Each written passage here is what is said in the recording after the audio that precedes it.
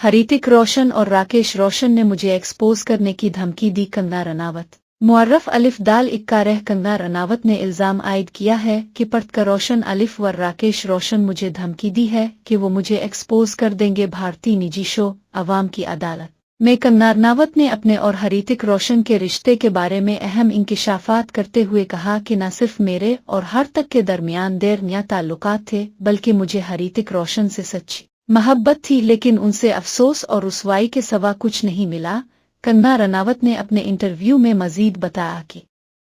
हृतिक रोशन ने मेरी मोहब्बत का तमाशा बनाया है। उनके मुताबिक हृतिक रोशन ने सुजान खान से तलाक के फौरन बाद कंगना रनावत को खिले आम अवामी सतह पर अपनाने का वादा किया था, लेकिन हृतिक रोशन कंगना रनौत से शादी का अद्दा करके न सिर्फ मकर गए, बल्कि अदाकारा के मुताबिक हृतिक रोशन ने 2 साल बाद उन्हें एक कानूनी नोटिस भेजा जिसमें मुतालबा किया कि